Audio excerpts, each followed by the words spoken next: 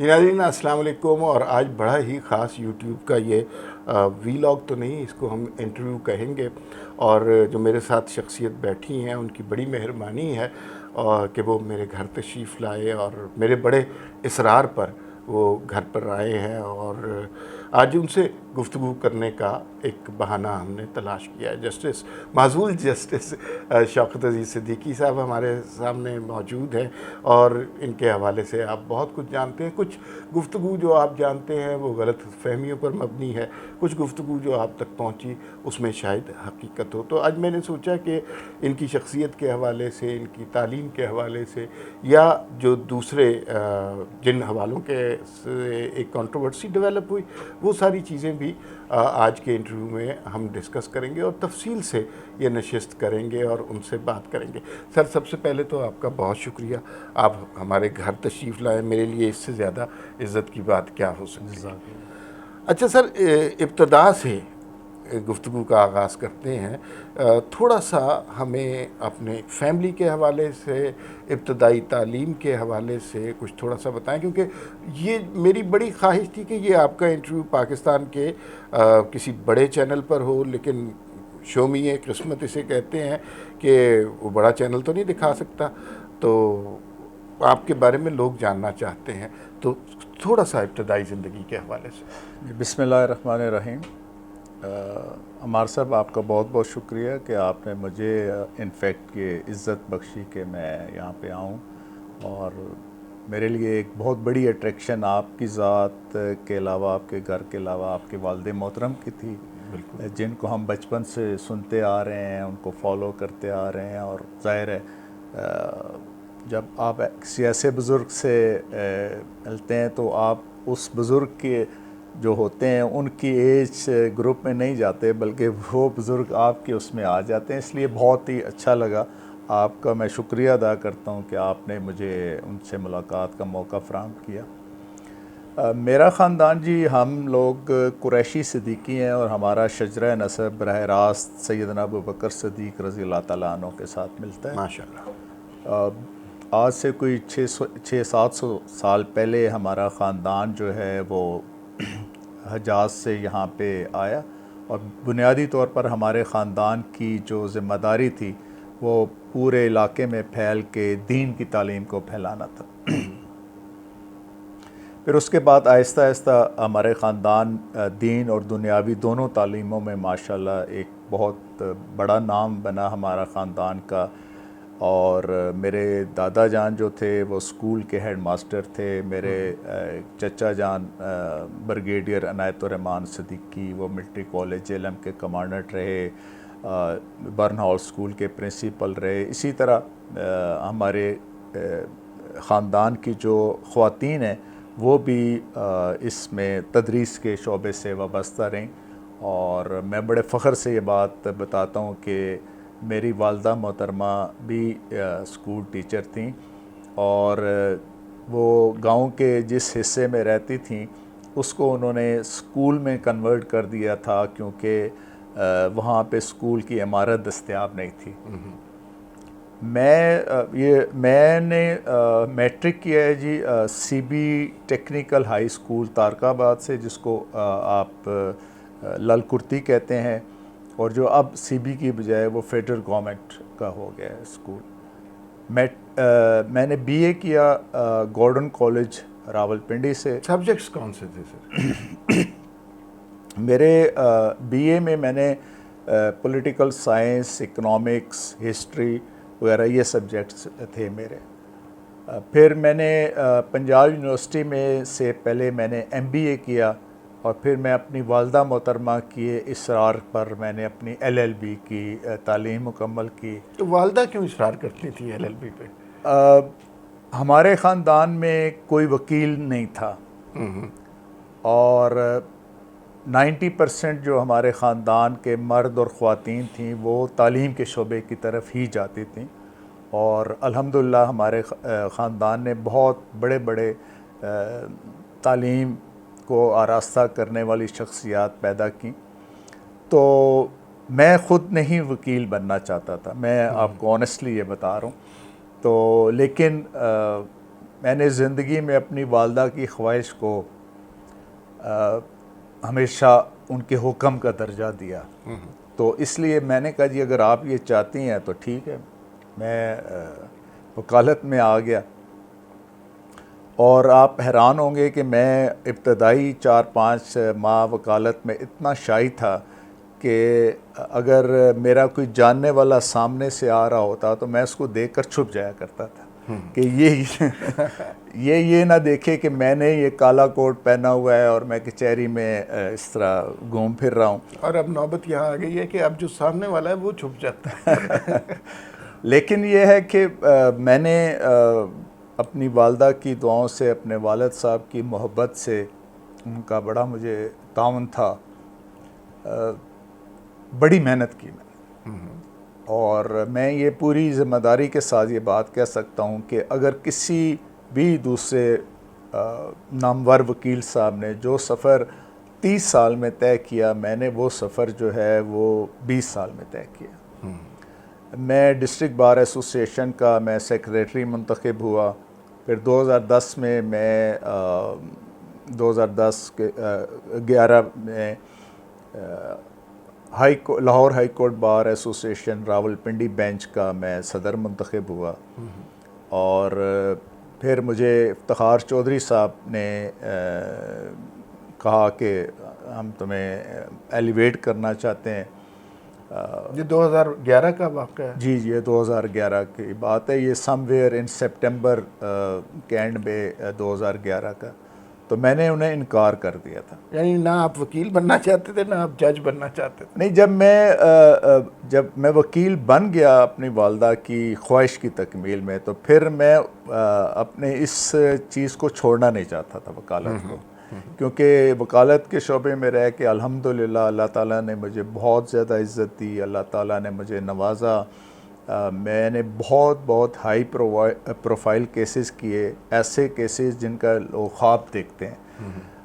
میں نے اٹک قلعے میں جا کر بھی 1 سال تک کیس کیا, باقی مختلف جگہوں پر بھی کیس کیے. بڑی میجر کیسز بتائیں سر جو آپ نے کیے. میں نے ایک تو جنرل ظہیر الاسلام صاحب والا ایک کیس تھے, جنرل ظہیر الاسلام عباسی صاحب والا کیس تھا جو بغاوت کے حوالے سے تھا. اس کا ٹرائل اٹک کے قلعہ میں ہوا تھا. تو وہاں پہ میں بھی ایک وکیل تھے ملزم کرنل عنایت الرحمان صاحب, میں ان کا وکیل تھا. لیکن اس 1 سال میں مجھے یہ ایک بہت میرے ساتھ آپ سمجھ لیں کہ کرم نوازی ہوئی کہ بہت بڑے نامی گرامی جو اپنی ذات میں پورا ادارہ تھے, ایسے وکلاء کے ساتھ کام کرنے کا موقع ملا. مثلاً جو ہمارے خواجہ حارث صاحب ہیں, ان کے والد محترم تھے خواجہ سلطان صاحب, وہ اس کیس میں پیش ہوتے تھے. کے سمدانی صاحب جیسی شخصیت اس میں پیش ہوتے تھے. پھر قربان صادق اکرام صاحب تھے, ہائی کورٹ کے ریٹائرڈ جج تھے, وہ اس میں پیش ہوتے تھے. پھر مقبول الہی ملک صاحب پنجاب کے ایڈوکیٹ جنرل رہے تھے, وہ اس میں پیش ہوتے تھے. اور ساتھ ہمارے پنڈی اسلام آباد کے بہت بڑا نام تھا ملک رفیق صاحب, وہ بھی پیش ہوتے تھے. تو میں ظاہر ہے ان میں سب میں ایک میری حیثیت ایک بالکل طالب علم کی تھی, اور میں نے کوشش بھی کی کہ میں طالب علم کی حیثیت میں رہتے ہوئے سیکھوں. تو ان سے میں نے اس عرصے میں مجھے بہت کچھ سیکھنے کا موقع ملا. تو باقی مختلف طرح کے میری جو پریکٹس تھی وہ مطلب آپ یہ کہہ لیں کہ میں I was like all rounder, میں ہر طرح کے کیس کرتا تھا. لیکن ڈومیننٹلی میرے پاس کرمنل کیسز زیادہ ہوتے تھے. سر تھوڑا سا اس کو سپیڈ اپ کرتے ہیں, اور میں جانا چاہ رہا ہوں اس مرحلے کی طرف کہ آپ جناب سینئر موسٹ جج ہو گئے اسلام آباد ہائی کورٹ کے. لیکن اس سے پہلے چونکہ ہم آپ کا پرسنالٹی پروفائل بھی لوگوں کو بتانا چاہ رہے ہیں, علم سے ادب سے جو ایک خاص شغف ہے آپ کی ذات کو, آپ نے بہت سی کتابیں بھی تحریر کی, اس کی نسبت کس سے بنتی ہے؟ دیکھیے ہمارے خاندان میں نا جی ہم لوگ بہت زیادہ متاثر تھے. میرے والد صاحب کے ماموں تھے جناب نعیم صدیقی صاحب, بہت بڑا نام, بڑی ایک ان کی ویسے تو ان کی شاعری، ان کا باقی بھی بہت نثر میں بھی ان کا بہت بڑا کام ہے، اور لیکن ان کی بڑی شہرہ آفاق کتاب ہے سیرت نبی صلی اللہ علیہ وسلم پر، جس کا نام ہے محسن انسانیت۔ ہمارے خاندان کے اوپر ان کی ذات کے بہت اثرات تھے، پھر ظاہر ہے ان کی وجہ سے ہمیں کتابوں کا بھی شغف ہوا۔ پھر آگے میرے جو کزنز کی جنریشنز تھی، ہمارے کزنز کی جنریشنز میں سب سے بڑے عرفان صدیقی صاحب ہیں جو موجودہ سینیٹر ہیں، وہ خود بھی اسکول ٹیچر تھے، اور چوتھی جماعت میں میں جب سی بی پرائمری اسکول تارک آباد اولڈ بلڈنگ میں پڑھتا تھا، تو اس میں وہ چوتھی جماعت میں میرے استاد بھی تھے عرفان صدیقی صاحب۔ اچھا تو ظاہر ہے کزنز میں بھی سب سے بڑے ہونے کے ناطے ایک فادرلی فگر تھے، اور پھر ہمارے اس سارے خاندان میں پڑھنے لکھنے کا بہت شوق تھا، ہمیں بھی ہوا، اور کتاب جو ہے ہم لوگوں کے نزدیک ایسی ہی اس کی اہمیت ہوتی تھی جس طرح آپ یہ سمجھ لیں کہ کھانے اور پینے کی انسان کو ضرورت ہوتی ہے۔ میرے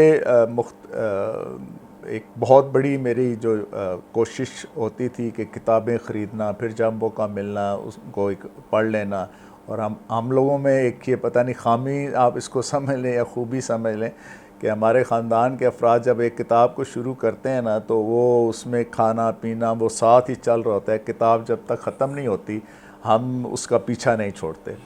تو سر آپ اب تک کتنی کتابیں تحریر کر چکے ہیں؟ لیکن میں نے اس طرح تو ایز سچ میرے پاس میٹیریل کے حوالے سے تو کافی چیزیں ہیں جو میں نے کچھ لکھی ہیں، لیکن باقاعدہ کتاب میں نے از خود کوئی نہیں ابھی اس طرح کی لکھی۔ وہ جو مقدمہ تھا وہ کتاب جو ہے میری ایک ادارہ منشورات والوں نے، وہ میرا چونکہ اس کی بہت زیادہ اہمیت تھی، اور اردو زبان میں وہ میری ججمنٹ تھی ناموس رسالت صلی اللہ علیہ وسلم کے حوالے سے، تو اس کو پھر انہوں نے کتابی شکل میں چھاپا ہے۔ میں ویسے ابھی اپنے نوٹس وغیرہ میں نے تیار کر لیے ہیں۔ میرا یہ جو عدلیہ میں جو میرا تجربہ ہوا، جو کچھ مجھے دیکھنے کو ملا، تلخ اور شیریں دونوں باتیں ہیں، میں اس تلخ تو ہیں لیکن شیریں اس لحاظ سے بھی ہیں کہ الحمدللہ میں نے تقریباً اس ذریعے سے کافی زیادہ دعائیں بھی لیں لوگوں کی اور کام بھی کیا۔ یہاں میں ایک ویسے وضاحت آپ کو تھوڑی سی میں بتا دوں کہ میرے حوالے سے یہ بڑا پروپیگنڈا کیا گیا کہ شاید میں کوئی کسی کا فیورٹ تھا، یا مجھے مسلم لیگ نون والوں نے اور عرفان صدیقی صاحب کی وجہ سے جج بنایا گیا۔ یہ بالکل غلط بات ہے۔ جج بننے کے لیے 15 سال کی آپ کی ریکوائرمنٹ ہوتی ہے، 10 سال کی آپ کی ہائی کورٹ کی پریکٹس، 15 سال کی آپ کی ہائی کورٹ کی پریکٹس ہو۔ تو میری مجموعی طور پر 23 سال پریکٹس تھی۔ میری ایجوکیشن MBA LLB تھی، اور میں نے MBA اس وقت کیا جب ہم 3rd سیمسٹر میں ہوتے تو ہمیں جاب کی آفر آ جایا کرتی تھی۔ اور پھر انتہائی اہم بات یہ ہے کہ میں جب جج بنا اس وقت پیپلز پارٹی کا دور تھا، اور محترم آصف علی زرداری صاحب اس وقت پاکستان کے صدر تھے، یوسف رضا گیلانی صاحب پاکستان کے پرائم منسٹر تھے، اور غالباً بابر اعوان صاحب اس وقت لا منسٹر تھے۔ تو نواز شریف نے کوئی رول نہیں پلے کیا اس میں؟ نہیں، میرا دیکھیں نواز شریف صاحب کا اس میں آپ حیران ہوں گے کہ مجھے بریکٹ بھی کیا جاتا ہے اس طرح کہ میری آج تک میاں نواز شریف صاحب سے صرف ایک موقع پہ وہ ملاقات اس طرح ہوئی، السلام علیکم، وعلیکم السلام، کیا حال ہے؟ وہ جب میاں ثاقب نثار صاحب کا بطور چیف جسٹس آف پاکستان حلف ہو رہا تھا، تو اس میں بعد میں آپ کو پتہ ہی ہے پروٹوکول کی ریکوائرمنٹ میں صدر صاحب بھی وہاں پہ کھڑے ہوتے ہیں، پرائم منسٹر صاحب بھی کھڑے ہوتے ہیں، اور جو چیف جسٹس ہوتے ہیں وہ بھی کھڑے ہوتے ہیں، تو سب لائن میں لگ کے جا کے ان کو ہاتھ ملاتے ہیں۔ اس کے علاوہ میرا نہ نواز شریف صاحب سے کبھی ٹیلی فونک کوئی بات ہوئی، نہ آمنے سامنے کبھی کوئی گفتگو ہوئی، نہ کبھی اور اس طرح کا کوئی معاملہ ہوا۔ یہ سب ایک بدنیتی کے ساتھ ایک پروپیگنڈا کیا گیا تھا۔ اور بلکہ آپ کو میں یہاں پہ بتاتا چلوں کہ ہم 3 جج بنے تھے، میں جناب نور الحق این قریشی صاحب سندھ سے، اور ایک ہمارے بھائی تھے عظیم آفریدی صاحب، وہ KPK سے جج بنے تھے. جب کنفرمیشن کا وقت آیا 2012 میں تو جوڈیشل کمیشن نے صرف میرا ریکمینڈ کیا کہ اس نے کنفرم ہونا ہے. محترم قریشی صاحب کے لیے انہوں نے 6 مہینے کا مزید وقت دیا کہ ان کی پرفارمنس مزید 6 مہینے گیج کرنی ہے، اور عظیم آفریدی صاحب کا انہوں نے کہہ دیا تھا کہ ان کو کنفرم نہیں کرنا. یہ وہ اس زمانے کی بات ہے جب جوڈیشل کمیشن کے فیصلے واضح ہوتے تھے. واضح. اب تو بڑا کنفیوژن ہے. اچھا سر، اب اس پہ چلتے ہیں تھوڑا سا کہ آپ اسلام آباد ہائی کورٹ کے سینئر موسٹ جج ہو گئے، اور اس وقت چیف جسٹس صاحب کون تھے؟ محمد انور قاسی صاحب. اچھا، محمد انور قاسی صاحب. اچھا، تو پھر اس کے بعد ایک کنٹروورسی ڈیولپ ہوئی، اور آپ کا کریئر بڑا بے داغ کریئر تھا، اور لوگ جو ہیں آپ کی ذات سے ایک خاص طرح کی محبت انسیت بھی رکھتے تھے. آپ کو میں نے ذاتی طور پہ بھی دیکھا، you are very humble person, اور آپ اتنے ہمبل ہیں کہ آپ کے بیٹے کا نام بھی ہمبل ہے. تو وہ جو ہے وہ اچانک ایک جج صاحب نے تقریر کر دی. وہ تقریر کا بڑی چلی لیکن ٹی وی پہ نہیں چلی. تو وہ کہ اس کے پیچھے موٹیویشن کیا تھی، اور کن وجوہات کی وجہ سے آپ نے کہا، آپ نے سوچا کہ اب پھر زبان کھولنی چاہیے؟ دیکھیں، یہ بڑا ہی ایک تلخ سی باتیں ہیں، لیکن چونکہ مبنی پر حقائق ہیں، اس لیے میں سمجھتا ہوں کہ ان کو کرنا ضرور چاہیے. صحیح. میں کم از کم میں اپنے حوالے سے آپ کو تھوڑا سا، آپ کا وقت شاید تھوڑا صرف ہو جائے، لیکن یہ ہمارا اپنا چینل ہے، جتنی دیر مرضی. لیکن یہ بڑی امپورٹنٹ بات ہے جو میں آپ کے ساتھ شیئر کرنا چاہ رہا ہوں. بہت سی باتیں ہیں جو ابھی تک لوگوں کو نہیں پتہ. میں وہ جوڈیشل کمیشن کا آپ کو بتا رہا تھا کہ جوڈیشل کمیشن نے میرا ریکمینڈ کیا، پارلیمانی کمیٹی سے بھی میرا ہو گیا. تو اب 19 نومبر 2012 کو میں نے ایز اے کنفرم جج حلف لینا تھا. اب ہوا یہ کہ 12 یا 13 نومبر 2012 کو ایک ہماری ایک ڈی بی تھی جس میں سینئر جج محمد انور قاسی صاحب تھے، میں ان کے ساتھ تھا. ایک ارلی ہیئرنگ کی درخواست آئی، ایک ICA فائل ہوئی تھی جو اس وقت کے chief of army staff Ashfaq Pervez Kayani صاحب کی جو مدت ملازمت میں توسیع کی گئی تھی اس کے حوالے سے تھی. وہ ریٹ پٹیشن خارج ہوئی. وہ ICA 3-4 دفعہ مختلف بینچز کے پاس لگی، لیکن شاید کام کی زیادتی کی وجہ سے وہ ٹیک اپ نہیں ہو سکی. ارلی ہیئرنگ کی درخواست دائر ہوتی ہے تو ظاہر ہے نارمل پریکٹس یہی ہے کہ وہ سینئر جج ہی اس کو ڈیسائیڈ کر دیا کرتے ہیں. اور خیر محترم انور قاسی صاحب نے مجھ سے پوچھا، میں نے کہا جی بس ٹھیک کر دیں ایسے ہی. وہ انہوں نے ارلی ہیئرنگ کی درخواست الاؤ کر دی، اور وہ 15 دن کے بعد کا آرڈر کیا جی کہ اس کو فکس کیا جائے. اب یہاں پہ یہ بات سمجھنے والی یہ ہے کہ کسی بھی پٹیشن نے الاؤ ہونا ہے یا ڈسمس ہونا ہے وہ فکس ہو کر ہی ہو سکتی ہے. اچھا ہوا تو فارغ ہو کے ہم آگے میں اپنے چیمبر میں آیا تو ایک ہائپ کریٹ ہوئی تھی اس وقت میڈیا کے اوپر کہ جی کہ اشفاق پرویز کیانی کی مدت ملازمت میں توسیع کے خلاف جو ہے وہ اپیل سماعت کے لیے منظور ہوگی. اچھا میں ابھی اپنے چیمبر میں ہی تھا تو مجھے میرے PS نے کہا جی کہ آپ کو کل آصف سعید کھوسہ صاحب نے طلب کیا ہے. اچھا میرے اب وہم و گمان میں بھی یہ بات نہیں تھی کہ مجھے وہ کسی ایک پرٹیکولر آسپیکٹ کے حوالے سے بلا رہے ہیں. میرا یہ خیال تھا کہ اپنے طور پر یہ خوشگمانی میری آپ کہہ لیں کہ میں یہ تھا کہ کیونکہ آصف سعید کھوسہ صاحب کا اپنے بارے میں یہ ایک زوم تھا کہ ان کی انگریزی بھی بہت اچھی ہے اور وہ قانون پر بھی ان کی دسترست ہے، ججمنٹ کے علاوہ ہر چیز اچھی ہے. اچھا وہ میں اسی تاثر میں گیا کہ شاید میرے کسی فیصلے پہ میں کوئی میں نے لکھنے پڑھنے میں یا کوئی انگریزی ٹھیک نہیں لکھی یا کوئی قانون کی انٹرپریٹیشن صحیح نہیں کی تو وہ مجھے کونسلنگ کے لیے بلا رہے ہیں. سر میں جب ان کے چیمبر میں گیا تو نارمل جو ان کا ایک کنڈکٹ ہوتا ہے اس سے ذرا وہ ڈفرینٹ اس دن ان کا تھا. He was harsh. He was harsh. تو مجھے کہتے ہیں کہ یہ آپ نے کیا کیا ہے. میں کہا سر میں نے کیا کیا ہے. میں کہا سر میں سمجھا نہیں آپ کے آپ کس فیصلے میں کہہ رہے ہیں. کہتے ہیں نہیں یہ وہ آرمی چیف کی جو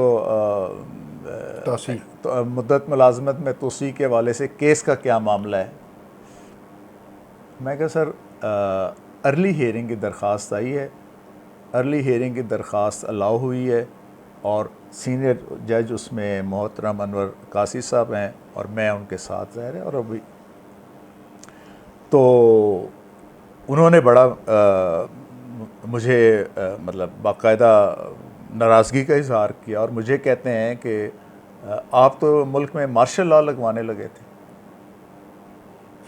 میں ایک دم حیران. میں کہ سر مارشل لاء اور میں کہتے ہیں یس, یہ ہم نے اپنے ذاتی تعلقات استعمال کر کے اس مارشل لاء کو روکا ہے, اور they are very furious about you, اور تم you must mend your ways this and that.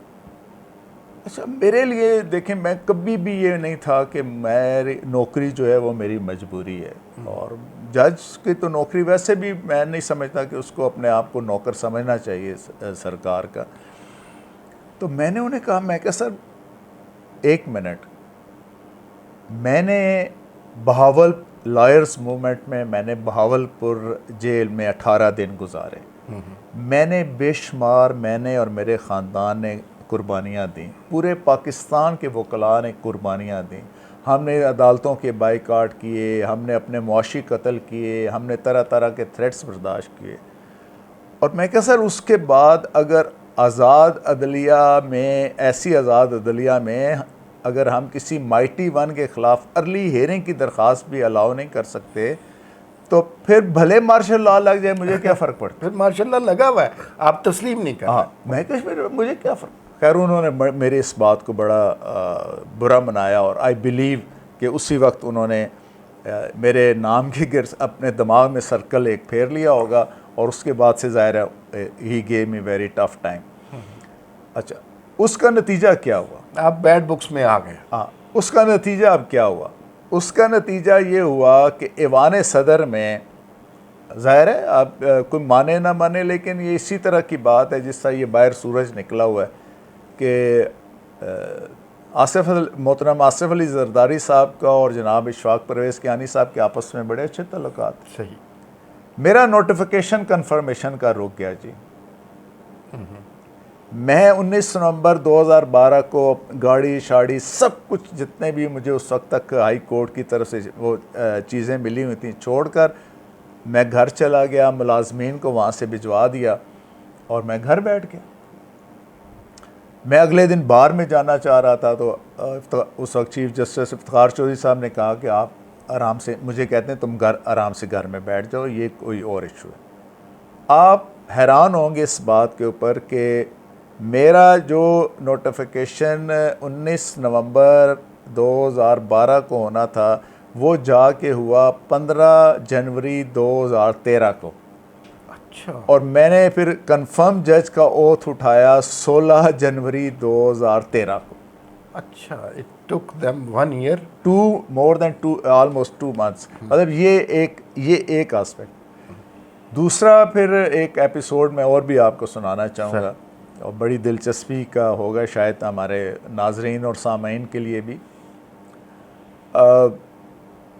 General Pervez Musharraf صاحب کی ضمانت قبل از گرفتاری کی درخواست جو ہے وہ دائر ہوتی ہے ہماری ہائی کورٹ میں, اور نارملی ہوتا یہی ہے کہ جو ایک دن پہلے آپ کے پاس فائلز وغیرہ آ جاتی ہیں, تو لیکن وہ کوئی فائل نہیں تھی. اگلے دن میں اپنی کورٹ میں کیسز سن رہا تھا, تو وہ ان کی آ گئی کہ جی یہ بیل پٹیشن مشرف صاحب کی ہے. کہا جی ٹھیک ہے بلائیں. وہ آئے, اور میں نے ان کے وکیل صاحب سے کہا کہ آپ کو بہتر یہی تھا کہ آپ سیشن کورٹ میں جائیں, تو لیکن انہوں نے اصرار کیا نہیں جی ہم ہائی کورٹ چونکہ ہمارے کلائنٹ کا ایک اسٹریچر ہے، فلاں ہے، اور وہاں وکلا سے خطرہ ہے. خیر میں نے ان کی بیل جو ہے انٹرم بیل ان کو دی جب نیکسٹ ڈیٹ تھی، غالباً 13 جولائی 2013 تھی یا 12 جولائی تھی، کوئی اس کے قریب. تو میں نے ان کی بیل خارج کر دی، جنرل مشرف کی. تو اور اتنی سہولت سے کر دی. تو وہ خیر پورے تقاضے پورے کرنے کے بعد ظاہر پوری انہوں نے سماعت کی. جنرل صاحب خود بھی وہاں پر موجود تھے. تو وہ ہوا یہ جی کہ ایک پولیس والا وہ پورا ایک پلان کے ساتھ کیا ہوا تھا. اس دن کوئی ایک ASI اور ایک کانسٹیبل کو بھیجا گیا، اور کوئی 250-300 فوجی کمانڈوز تھے جو اسلام آباد کو ہائی کورٹ میں آئے ہوئے تھے. اب بیل پٹیشن ڈسمس کرنا ایک آسپیکٹ تھا، ساتھ ان کی اریسٹ کا آرڈر کرنا یہ ایک سیکنڈ آسپیکٹ تھا. اب لوگوں کو قانون کے وہ نہیں پتہ ہوتا، تو پھر ویسے تبصرے کرتے ہیں جی کہ وہ جی جج صاحب کو کیا ضرورت تھی اریسٹ کا آرڈر کرنے کی. وہ میں آپ کی وساطت سے یہ تھوڑی سی وضاحت کر دوں. دیکھیں اس وقت پرویز مشرف صاحب جو اسلام آباد ہائی کورٹ کی ماتحت عدلیہ سے مفرور تھے، اور ان کے پرپیچول وارنٹ آف اریسٹ جو ہے وہ جاری تھے، ان فیلڈ تھے. اب کسی بھی اشتہاری ملزم کے حوالے سے قانون ہمارا یہ کہتا ہے کہ اگر وہ کسی گاؤں میں موجود ہے تو اس گاؤں میں اگر کوئی سرکاری ملازم ہے، چاہے وہ ڈاکیہ ہے، اسکول ٹیچر ہے، یا اس کے بعد کی جو ایک کیٹیگری آتی ہے نمبردار کی، وہ ہے، ان کی یہ ڈیوٹی بنتی ہے کہ اس کی نشاندہی کر کے اس کو اریسٹ کروائیں. اب ظاہر ہے میری سبارڈینیٹ کورٹ سے ایک بندہ اشتہاری ہے، تو اس کی اریسٹ کو آرڈر کرنا میری ذمہ داری میں تھا. اس لیے میں نے وہ اریسٹ کیا، اور وہ اس پولیس والے کو داد دینی چاہیے کہ ایسا ہی کو اس نے اس کو ہاتھ سے پکڑ بھی لیا، لیکن جو ہی وہ کورٹ کے دروازے سے باہر نکلے تو وہ خیر چھڑا کے لے گئے ان کو. لیکن وہ اسی آرڈر کی وجہ سے پھر ان کے گھر جو تھا چک شہزاد والا، اس کو سب جیل قرار دیا گیا، اور پھر وہ وہاں پر ایک مطلب جوڈیشل ریمانڈ پر وہ وہاں پہ خود ساختہ جوڈیشل ریمانڈ. یہ آپ کا ریکارڈ ہے سر. نہیں، اس پہ ایک اس میں چھوٹا سا وہ یہ بہت امپورٹنٹ بات میں آپ کو بتانے لگا. اگلے دن ہمارا نا وہ کانفرنس تھی، لا کانفرنس تھی. افتخار چودھری صاحب ریگولرلی ہر سال لا کانفرنس کیا کرتے تھے، اور وہ ڈنر سے شروع ہوتی تھی، فرائیڈے کو ڈنر سے. اب ہمارے اس وقت چیف جسٹس اقبال حمید الرحمان صاحب تھے، باقی جج صاحبان تھے، میں بھی ان کے ساتھ تھا. تو ہم سیڑھیاں چڑھ رہے تھے، تو ثاقب نثار صاحب پوچھتے ہیں ان سے، اقبال حمید الرحمان صاحب سے، کہ وہ جی یہ شوکت صدیقی کون ہے آپ کا؟ تو ہمارے چیف صاحب نے بتایا سر یہ پیچھے آ رہے ہیں. خیر اتنی دیر ہم وہ پنڈال کے اس میں پہنچ گئے، تو وہ ثاقب نثار نے مجھے اس انداز میں مخاطب کیا، اوئے کیوں سب کی نوکریوں کے پیچھے پڑ گئے ہو، آرام سے چلو نا. میں ظاہر ہے میں بھی اپنے آپ کو تھوڑا سا بلنٹ ہی سمجھتا ہوں. تو میں نے کہا سر 63-64 سال سے نوکریوں کی فکر کر رہے ہیں نا، کوئی پاکستان کی بھی فکر کر رہے ہیں. خیر انہوں نے بھی آصف سعید کھوسہ صاحب کی طرح انہوں نے بھی میرے نام کی گرد اس وقت سے دائرہ لگا لیا، اور سنس دیٹ ڈے وہ میرے پیچھے پڑ گئے تھے، ثاقب نثار صاحب بھی اور آصف سعید کھوسہ صاحب. سر اس پہ مزید آپ سے گفتگو جاری رہے گی. ایک آپ کی گفتگو میں ایک بڑا دلچسپ واقعہ ہے جس کی شاید آپ کو خود نہیں پتہ چلا، وہ یہ ہے کہ آپ کی نواز شریف صاحب سے ایک ہی دفعہ ملاقات ہوئی، اور وہ بھی ہاتھ ملانے تک محدود تھی. اور یہ ملاقات بڑے تاریخی موقع پہ ہوئی جب ثاقب نثار صاحب کا حلف ہو رہا تھا. کیا تاریخی موقع تھا. اب تھوڑا سا ہم بات مزید کریں گے جو ہمارا جو کنٹروورشل سپیچ ہوئی، اور اس میں جو باتیں آپ نے کی، اس کے بعد آپ کی ذات پر آپ کے خاندان پر جو عطاب آیا اس کے حوالے سے میں چاہتا ہوں کہ اب ہم تفصیلی بات کریں، لیکن ذرا سا ایک بریک لینی پڑے گی ہمیں۔